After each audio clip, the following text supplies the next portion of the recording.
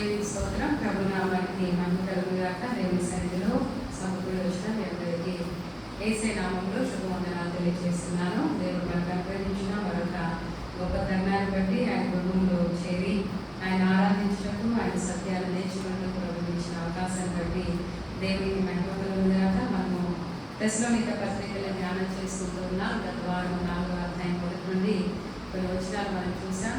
పోయిన వారం మనము దేవుని సంతోషపెట్టినట్లుగా పరిశుద్ధ జీవితాన్ని మనం ఎలా జీవించాలి అనే విషయాన్ని మనం నేర్చుకున్నాం. Leave a Holi life that pleases God. దేవుని సంతోషపెట్టే ఒక పరిశుద్ధమైన జీవితము క్రైస్తవంగా మనం ఎలా జీవించాలి, దేవుని చిత్తం ఏంటి, మన పట్ల పరిశుద్ధంగా జీవించాలనేది మన పట్ల దేవుని యొక్క సంకల్పము చెప్తున్నది. మనము శరీరాన్ని నియంత్రించుకోవాలని, తర్వాత కామవాంఛలతో ప్రవర్తించకూడదని చాలా విషయాలు మనం నేర్చుకుని ఉన్నాం. అయితే ఈరోజు మనము 6 నుండి 12 వచనాలు చదువుకుని ఉన్నాం కదా. ఈ 6 నుండి 12 వచనాలు మనం చూస్తే వాస్తవానికి 8వ వచనం వరకు పోయిన వారం మనం చదువుకున్నాము. కానీ కింద వచనాలకి దానికి చాలా రిలేషన్ ఉంది కాబట్టి మళ్ళా మీకు జ్ఞాపకం చేస్తున్నాను. ఈ 6వ వచనం నుండి మనం చదువుకుంటే ఒక గట్టి హెచ్చరిక ఇస్తున్నాడు. ఎవరు చెప్పండి? పౌలు తన సంపాదించి రక్షించిన ఆత్మల విషయమై వారిని ఎంతో ప్రేమతో వ్యవహరిస్తూ వారిని అభినందిస్తూనే, వారిలో ఉన్న మంచితనాన్ని అభినందిస్తూనే ఏం చేస్తున్నాడు? మంచి హెచ్చరిక ఇస్తున్నాడు. కాబట్టి ఒక మంచి కాపరి లేకపోతే ఒక మంచి తండ్రి తప్పకుండా ఏం చేస్తారు చెప్పండి? మార్గం తప్పిపోతున్నప్పుడు గట్టిగా హెచ్చరించాలి. గట్టిగా హెచ్చరించకపోతే ఏమవుతుంది? వారి దారి తప్పి తొలగినప్పుడు ఆ బిడ్డకే కాదు, ఎవరికి నష్టం? తండ్రి కూడా చాలా పరితపిస్తారు. కాబట్టి ఒక ఆధ్యాత్మికంగా మనము గ్రహించాల్సిన విషయం ఏంటంటే, మన ఆధ్యాత్మిక అభివృద్ధి కొరకు మనం తప్పుదో పట్టి వెళ్తున్నప్పుడు మనల్ని హెచ్చరించేవాడు ఉండటం మనకు ఆశీర్వాదం అని ఎప్పుడు మనము గ్రహించాలి. చాలా మంది క్రైస్తవులు ఎలా జీవిస్తారంటే, నా మీద ఎవరు అధికారం చేయకూడదు, నేనే అన్నట్లుగా జీవిస్తారు. అది ఎప్పుడు మనకు ఆశీర్వాదం కాదు. మనము ఎవరైనా సరే మనము ఒకరికి లెక్క అప్పచెప్పవలసిన వారంగా బ్రతకవలసిన వారమైనా. ఎందుకంటే ప్రతి ఒక్కరు కూడా ఎవరికి లెక్క అప్పచెప్పాలి? దేవునికి లెక్క అప్పచెప్పాలి. మనల్ని సరిచేసేవారు, మనల్ని మన తప్పుదోవలో వెళ్తున్నప్పుడు మనల్ని హెచ్చరించేవారు ఉండడము మన ఆధ్యాత్మిక జీవితానికి ఎంతో ఆశీర్వాదం అని గ్రహించాలి. కానీ నేడు అది చాలా మందికి ఇష్టం ఉండట్లేదు. కుటుంబాల్లో కానీ లేకపోతే క్రైస్తవ సంఘాల్లో కూడా చాలా మంది ఎలా ఉండాలని ఇష్టపడతారు? ఇండిపెండెంట్. అంటే నిన్న కూడా వాక్యం చాలా మంచి వాక్యం వినిన్నా, మనం ఎప్పుడు కూడా నేను స్వతహాగా నేనే బ్రతకగలను అనే ఆలోచన మనకి ఎన్నడూ ఉండకూడదు. మనం ఎప్పుడు కూడా ఆధ్యాత్మిక సహవాసం మనకు అవసరము.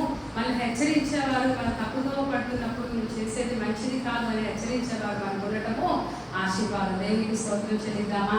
హల్లెలూయా. కాబట్టి పౌలు ఆ సంఘాన్ని చేస్తున్నారు. దేని గురించి హెచ్చరిస్తున్నాడంటే చూడండి, 6వ వచనం 7వ వచనం ఏమని చెప్తున్నారంటే, ఈ విషయం ఎవడును అతిక్రమించి తన సహోదరునికి మోసం చేయకుండాలని, ఎందుకనగా మేము పూర్వం మీతో చెప్పి సాక్ష్యం ఇచ్చిన ప్రకారము ప్రభు వీటన్నిటి విషయమై ప్రతిదండన చేయవాడు. దేవుడు, మన దేవుడు ఎంత ప్రేమ కలిగిన వాడు, ఎంత జాలి కలిగిన దేవుడు, అంతగా మనం చేసిన క్రియలు మనం లోబడకపోతే, ఆయన ఆజ్ఞను అతిక్రమిస్తే అంతగా మనం ప్రతిదండన చేస్తాడు. ఎందుకు ఇక్కడ మనం చెప్తున్నాడు? ఏ విషయమై హెచ్చరిక చేస్తున్నాడంటే, ఒక మాట చెప్తున్నాడు, ప్రతి ఒక్కరు ఏం చేయాలంట? తన సహోదరునికి మోసం చేయకుండా వలెను. ఈ విషయంలో మనం ఆలోచన చేస్తే అంటే ఏం చెప్తున్నాడంటే, అది మనం పోయిన వారం కూడా నేను గుర్తు చేశాను. ఫిలిప్పు హేరోది ఏం చేశాడు చెప్పండి? హేరోదియా ఎవరంటే తన సొంత అన్నయ్య భార్య. కాబట్టి ఇలాంటి పరిస్థితులు అక్కడ ఆ సంఘంలో జరుగుతున్నాయి, ఏదో ఎక్కడో జరుగుతున్నాయి. కాబట్టి వారిని హెచ్చరిస్తూ మాట్లాడుతున్నారు. అంటే సొంత సహోదరులకు, సొంత కుటుంబీకులకు, సొంత సహోదరులకు ఏం చేయకూడదు చెప్పండి? మోసము చేయకూడదు. ఈ దినాల్లో ఇలాంటివి భయంకరంగా జరగడం మనం చూస్తూ ఉన్నాం.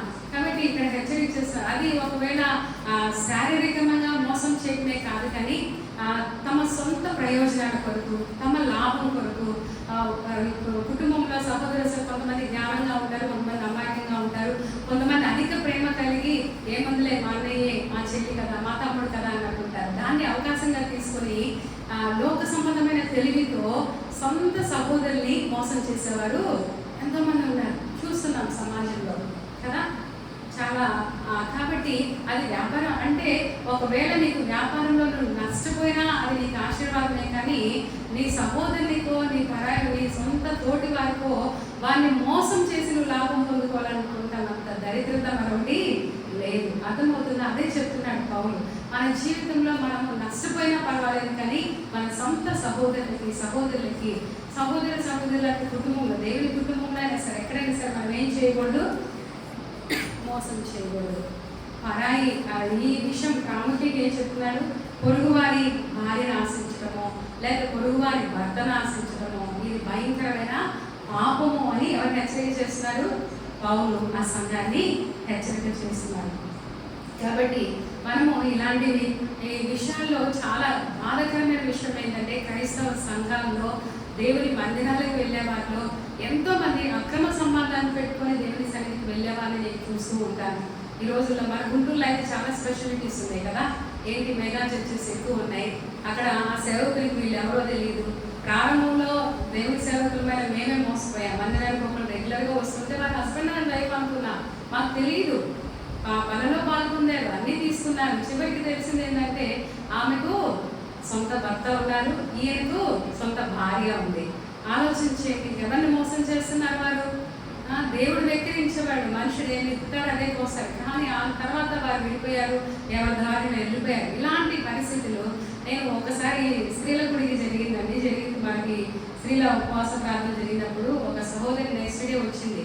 అమ్మయ్య చాలా సంతోషపడిపోయాను, మాట్లాడడానికి వస్తుందంటే అరే దేవుడిని తెలుసుకొని వాటి ద్వారా బలపడిందేమో అని ఆలోచన చేసి చాలా సంతోషంతో అంటూ కూర్చొని అమ్మ మీతో మాట్లాడాలి, రేపు నేను సాక్ష్యం చెప్పాలి అంది. ప్రారంభం ఏం చెప్పింది, నేను సాక్ష్యం చెప్పాలి అన్నది.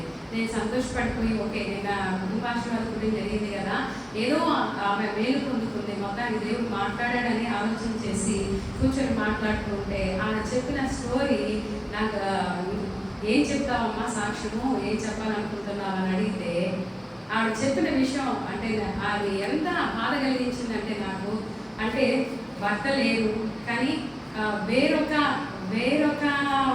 భర్తకి భార్యగా వేరొక స్త్రీకి భర్తగా ఉన్న వ్యక్తిని ఈమె నివాసం చేస్తుంది. అది ఏదో కొంచెం ఇబ్బంది అయిందంట. ఇబ్బంది అయ్యి అది విడిపోతుందేమో అనుకున్నాను, కానీ దేవుడు మళ్ళా మమ్మల్ని కలిపాడు. అది సాక్ష్యం చెప్తుందంట. ఆలోచన చేశారా, ఏంటన్నారా నేను చెప్పేది. నాకు అంతగానే నేను విడమర్చి చెప్పలేదు. ఎంత దుఃఖం కలిగిందంటే మనసులో, నిజంగా ఎంత అంటే ప్రజలు ఎలా ఉన్నారో చూడండి, అంటే అది దేవుడు చేసిన కార్యం అంట. ఆలోచించేది ఎంత భయంకరమైన విషయం. కాబట్టి సిగ్గుపడాల్సిన విషయాలు అతిశయపడేవారంటే ఇలాంటి వారే. ఇలాంటి స్టోరీస్ ఈ లోకంలో ఈ ప్రాంతానికి వచ్చిన తర్వాత ఇలాంటి స్టోరీస్ ఎన్ని విని, ఒకసారి ఒక సహోదరులు ఒక పెద్ద ఆయన వచ్చారు, అంకుల్ మీరు ఇలా బ్రతకడం మంచిది కాదు కదా, ఇది చాలా తప్పు కదా, మీకు సొంత భార్య ఉన్నారు, మీ పిల్లలు ఉన్నారు, ఎంత మంచిగా ఉన్నారు కదా అంకుల్, అదేంటి అంకుల్ అని అంటే ఆయన ఒక మాట అన్నారు. అంటే ఇవన్నీ ఎందుకు చెప్తున్నానంటే ప్రజలు ఎంత మోసగాలి. ఏమమ్మా నేను వచ్చినప్పుడు ఆమె వెదవరాలు భర్త చనిపోయింది కాబట్టి ఒక మాట వాడాడు ఆయన, ఎంత కోపం వచ్చిందంటే మీకు అంతంలో కూడా చెప్పాను ఏమంటే సారేపాత విధవరాలకి ఎలీషా ప్రవక్తను పంపించినట్టు నన్ను పంపించాడేమో అనుకొని చేరదీశామన్నా. వింటున్నారండి, ఎంత హృదయ విధారకమైన మాటలు. ఈ మాట చెప్తే ఎంత బాధ కలుగుతుంది.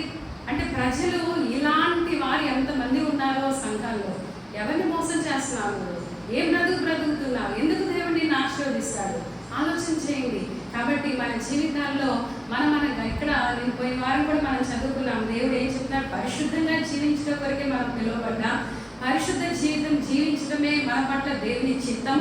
ఇంకోటి ఏంటి, పరిశుద్ధత ఎందు ఘనత ఎందు మన దేహాన్ని ఎలా కాపాడుకోవాలో మనం తెలుసుకొని ఉండటమే దేవుని చిత్తం అంట. దేవునికి స్తోత్రం చెప్తామా, హల్లెలూయా. ఈ లోక సుఖాలన్నీ కూడా అల్పకాలమైనవి, అవి శాశ్వత కాలం ఉండేవి కాదు. తుచ్చమైన శరీర వాంఛల కొరకు, లోక సంబంధమైన సంపాదన కొరకు మోసం చేసి బ్రతకాలనుకోవటము అది చాలా బాధాకరమైన విషయం. ప్రియమైన దేవుని బిడ్డలారా, అలాంటి ఆలోచనలు, తలంపులు, దేవునికి వ్యతిరేకమైన కార్యాలు, దేవునికి వ్యతిరేకమైన పాపం చేస్తూ కూడా ధైర్యంగా బలలో పాల్పొందుకునేవారు, ధైర్యంగా దేవుని బిడలమని చెప్పుకుంటే వారు ఎంతమంది జీవిస్తున్నారు ఆలోచన చేయండి. జాగ్రత్త. ఏం చెప్తున్నాడు దేవుడు ఇక్కడ, ఒక మాట చెప్పాడు. చెప్తారు ఏంటి, ప్రతి దానికంటే మనం 6వ వచనంలో చూస్తాం కదా చివరిలో, వీటన్నిటి విషయమై ప్రతిదండన చేయువాడు ఎవరు? మన దేవుడు.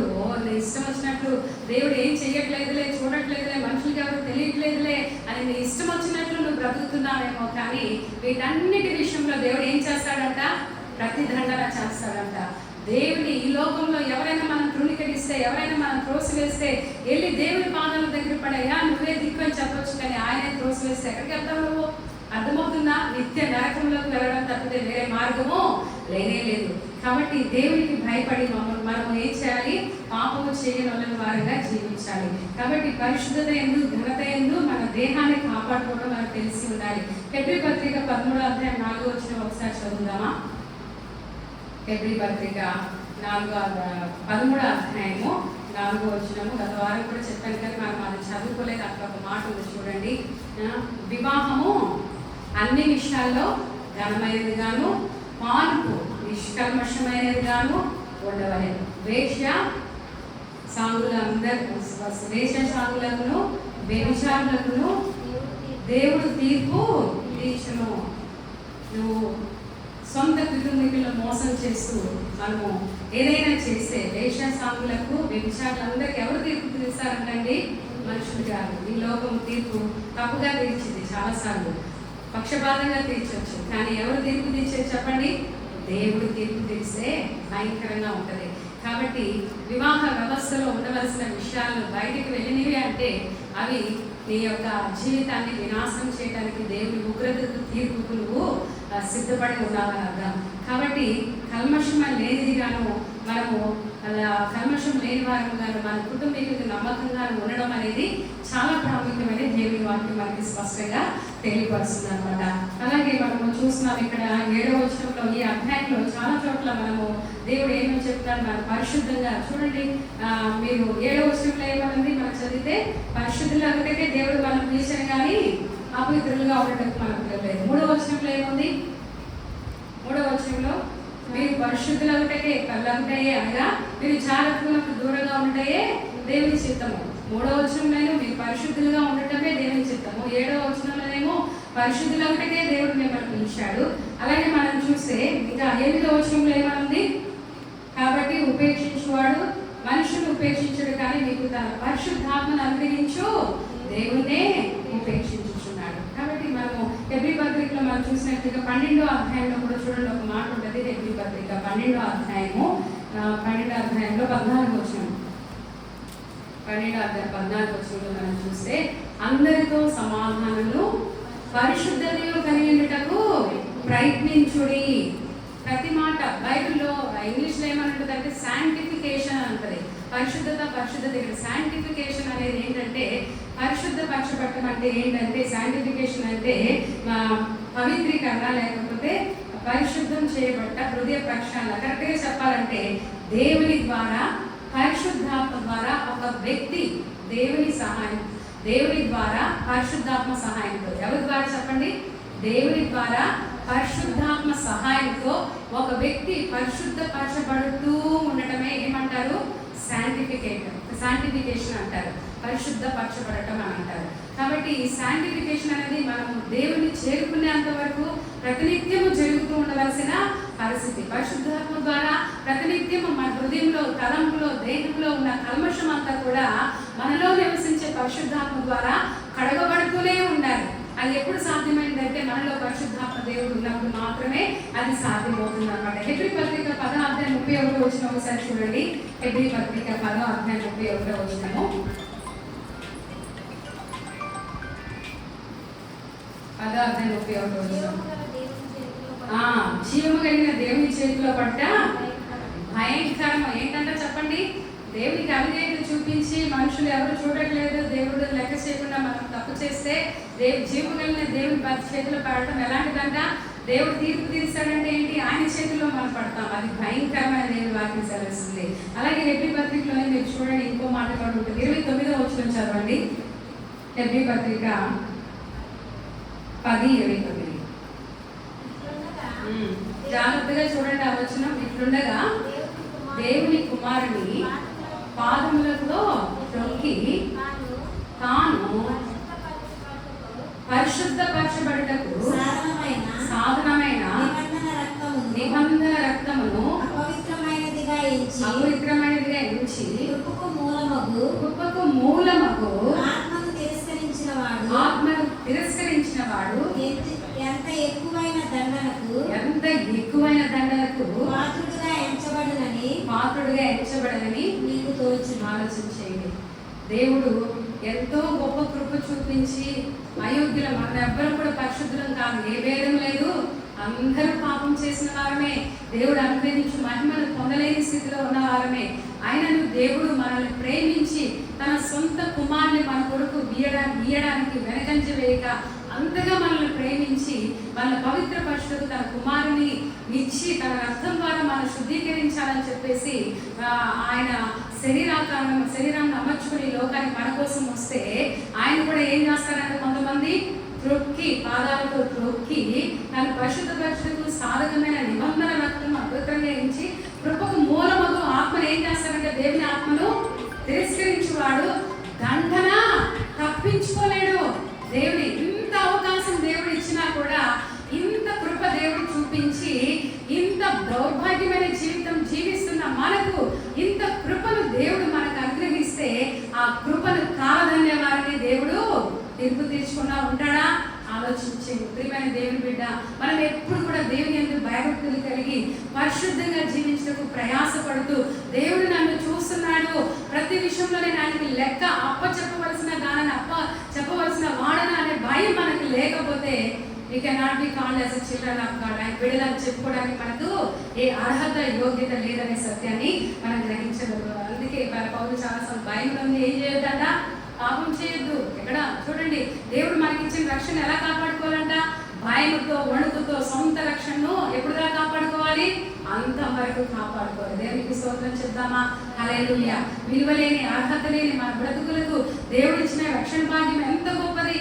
పాత నిబంధనలోనే కొత్త నిబంధన యొక్క సత్యాన్ని గ్రహించి జీవించిన వారు ఎంతో మంది ఉన్నారు.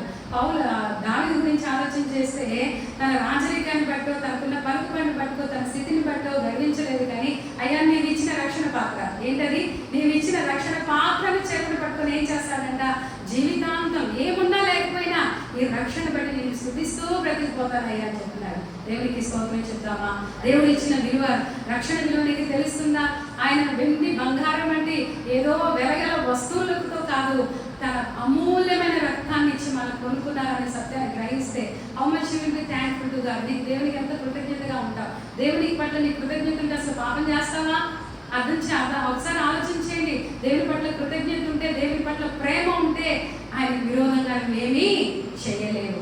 కాబట్టి అదే పౌలు ఆ సంఘాన్ని హెచ్చరిక చేస్తూ ఏమని చెప్తారు? కాబట్టి ఆపేక్షించువాడు మనిషిని ఉపేక్షించువాడు, ఎవరైతే పరిశుద్ధతను ఉపేక్షించువారు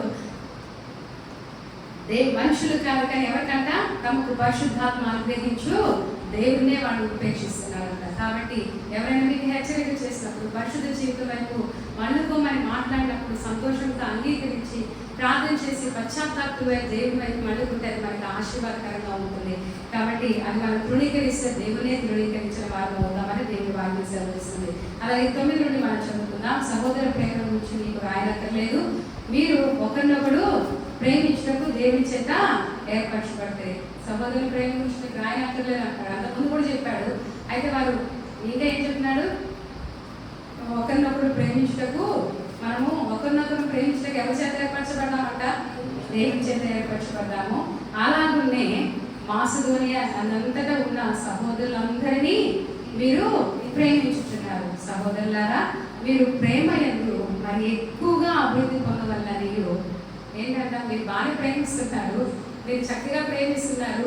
మాసిదోనియా మీ తెస్సలోనిక సంఘం కదా, మాసిదోనియా ప్రాంతంలో ఉంది కదా, మాసిదోనియాలో ఉన్న వాళ్ళందరూ మీరు ప్రేమిస్తున్నారు, మంచిదే. కానీ ఇంకో మాట ఏం చెప్తున్నాడు?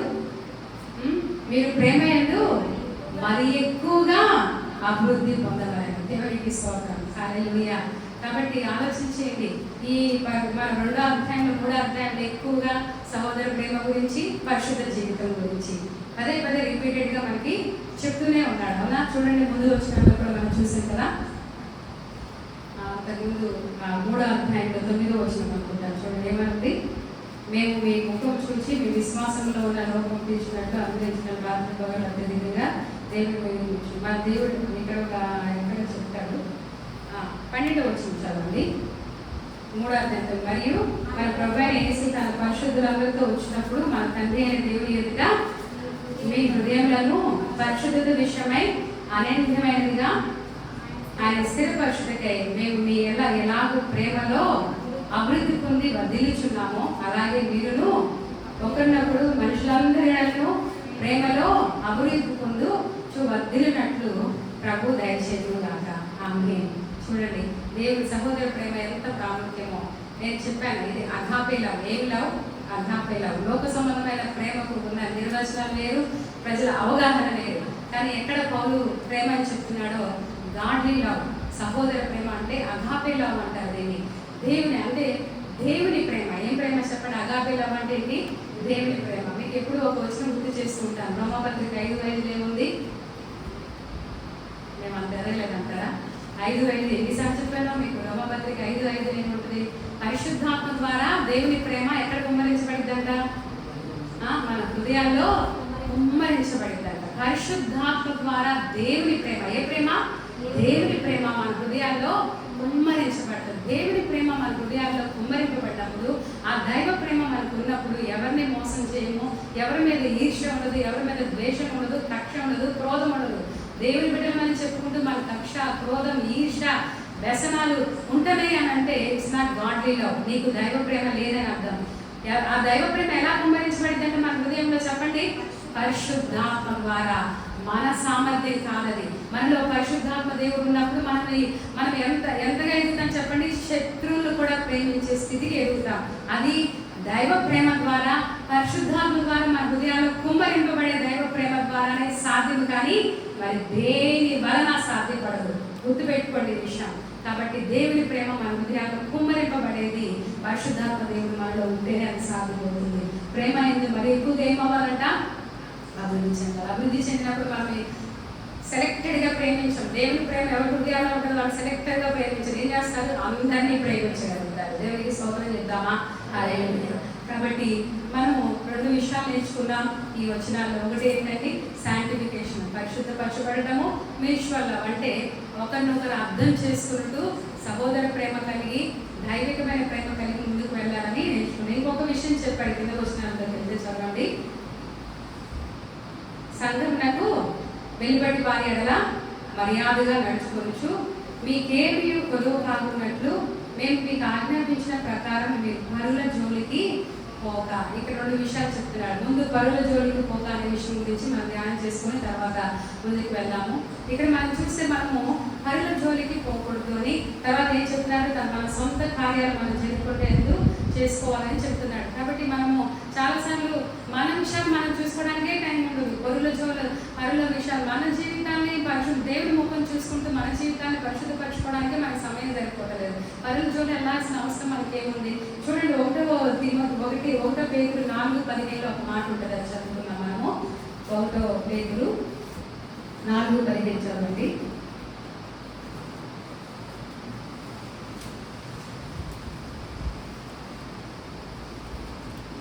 1 పేతురు 4:15. మీలో ఎవడును నరహంతకుడుగా కానీ, దొంగగా కానీ, దుర్మార్గుడుగా కానీ, చూడండి ఏం జోలికి? పరుల జోలికి పోవాడుగా కానీ బాధ అనుభవింపదగదు. పరుల జోలికి వెళ్ళి బాధ తెచ్చుకోవడం ఎందుకు? నాకు సామెతల గ్రంథంలో 26వ అధ్యాయంలో ఒక మాట ఉంటుందండి. ఏంటంటే తనకు పట్టని జగడమును బట్టి రేగువాడంట దాటిపోవచ్చున్న కుక్క చెవులు పట్టుకున్న వాడితో సమానం అంట. కుక్క అలా వెళ్తుంది దారిలో, మీరు నడిస్తే వెళ్తున్నారు, ఏం పని పడలేదు, దాని చెవు పట్టుకుంటే ఏం చేసిద్ది? మిమ్మల్ని ఏం చేసిద్దండి? దాన్ని తోవ పట్టుకుంటే ఏం చేసిద్ది? తనకు ఆ మాట సామెతలు ఎలా ఉండి, తనకు పట్టని జగడాన్ని బట్టి రేగువాడు దాటిపోతున్న కుక్క చెవులు పట్టుకోని వారితో సమానం అంట. కాబట్టి కొన్ని సందర్భాల్లో మనము అనవసరంగా అన్ని విషయాల్లో వేరే వాళ్ళు, పరాయి వాళ్ళ విషయాల్లో ఇన్వాల్వ్ అయిపోయి చేయడం అనేది మంచి పని కాదని చెప్తున్నాడు. ఇంకా ఏం చెప్తున్నాడు దానికి పైన వచనంలో? సంఘమునకు వెలుపటి వారి ఎడల ఎలా నడుచుకోవాలంట? మర్యాదగా నడుచుకోవాలి. మనము దేవుడి వాక్యం చదువుతున్నాం. మనల్ని ఎవరు చదువుతుంది? మన జీవితాలు ఎవరు చదువుతారు? లోకం చదువుతారు. కాబట్టి మందిరంలోకి వచ్చి మీరు ఏం నేర్చుకున్నారు? మీరు మందిరంకి వెళ్తే ఏంటి, మీరు వెళ్ళకపోతే ఏంటి అన్నట్టుగా ఉంటుంది ఈరోజు క్రైస్తవులు కదా. కాబట్టి పరులు మనము సంఘం నెట్టు వెలుగుపెట్టి వారి మర్యాద నడుచుకోవాలంటే ఇంకో విషయం చెప్తున్నాడు. ఏంటంటే మీ సొంత ప్రతి ఏమని చెప్తున్నాడంటే మీకేమీ కొదువ లేకున్నట్లు మేము మీకు ఆజ్ఞాపించిన ప్రకారం మీరు పరుల జోలికి పోక మీ సొంత కార్యం జరుపుకుంటా ఎందునో మీ చేతులతో పనిచేయటం ఎందునో ఆశ కలిగి ఉండవాలని మిమ్మల్ని హెచ్చరిక చేస్తున్నాను. మనకేమి కొదువు కలుగుతున్నట్లుగా మనం ఏం చేయాలంట? మీ చేతులతో పని చేయవలని. ఎందుకు? మనము పౌలు తన జీవితంలో అదే చేశాడు. ఎందుకంటే తనకంత ఆత్మల వాంఛ, ఆత్మల తపన, ప్రజల దేవుడి కొరకు సంపాదించాలనే ఉద్దేశంతో ఎవరు కూడా చాలా సందర్భాల్లో సేవకుల్ని తక్కువగా చూసుకుంటారు కొంతమంది. ఎందుకంటే వీళ్ళేందో డబ్బు ఆశించి సేవ చేస్తున్నారు, డబ్బు కోసం సేవ చేస్తున్నారు. డబ్బు కోసం నేను పాస్టర్ ఇక్కడ సేవ చేయ పట్టణంలో వెళ్ళి సేవ చేసి ఒక 10 ఆత్మలు సంపాదించుకున్నాం అనుకోండి, ఉద్యోగస్తులు వాడు ఇచ్చే 10 మంది ఇచ్చే దశంభాగాలకు మేము హ్యాపీగా బ్రతుకోవచ్చు. ఎందుకంటే ఈరోజు ₹1,00,000 2 లక్షలు సంపాదించే వాళ్ళు ఉన్నారు. అయితే వాళ్ళు దశంభాగం ఇస్తే మేము బ్రతుకోవచ్చు కదా. కానీ అది కాదు మా ఉద్దేశం. చాలాసార్లు డిస్క్రిమినేషన్, చాలా వేదన కలిగినప్పుడు ఒకటే అనుకుంటాం, ప్రభువా మమ్మల్ని ఇక్కడ పిలిచావు, ఈ ప్రజలు నీకు దగ్గరగా చేసే కృపలేదు. ఆయన పని మనం చూసుకుంటే ఇది నా తిండి లేకుండా చేశాడా దేవుడు మాకేమన్నా? చాలా ఆశ్చర్యం. 10 మందికి పెట్టలేదు. ఒక్కోసారి నేను ఎన్నోసార్లు ఎక్కడైనా చర్చెస్లో భోజనాలు పెడుతుంటే, ఎక్కడైనా చేస్తుంటే మనసులో ఏడుపు వచ్చేది, నేను ఎప్పుడు ఇలా చేయగలుగుతా, 10 మందికి పెట్టాలని ఆలోచన.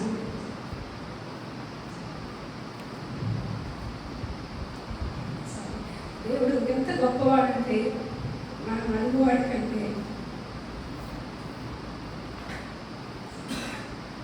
ఊహించేవాడి కంటే అత్యధికమైన మేలు చేసేవాడు. కాబట్టి ప్రభు ఎప్పుడు కూడా ఇక్కడ మనం ఆలోచన చేసే పౌలు చెప్తున్నాడు. ఏమని చెప్తున్నాడంటే చూడండి, తన సంఘంలకు వెలుపటి వారి వల్ల మనము మంచి సాక్ష్యం కలిగి ఉండాలి. అంతేకాకుండా ఇక్కడ ఏం చెప్తున్నాడంటే మనము చేతులతో కష్టపడి పనిచేసే వారుగా ఉండాలి. కాబట్టి ఇలాంటి సందర్భాలు మనం ఆలోచన చేస్తే దేవుడి బిడ్డల ఆత్మల పట్ల మనం రక్షణ కలిగి ఉన్నాం. దేవుడి రాజ్యాన్ని, నీతిని మనము వెతికేవాళ్ళని ఉండాలి. అనేకులను ప్రభు చెంతకు చేర్చాలని తపన మనకు ఎంతైనా ఉండాలి. పౌలు తన జీవితంలో మనం చూస్తే 1 కొరింథీ పత్రికలో మనం అందరం చదువుకున్నాం. 1వ దశలోని పత్రిక 2వ అధ్యాయంలో అదే చెప్పాడు. 2వ దశలోని పత్రికలో 3వ అధ్యాయంలో అదే చెప్పాడు. అపోస్తుల కార్యంలో 20వ అధ్యాయంలో తను ఎక్కడికి వెళ్ళినా కూడా, ఎక్కడ పరిచయం చేసినా ఏం చేశాడు చెప్పండి?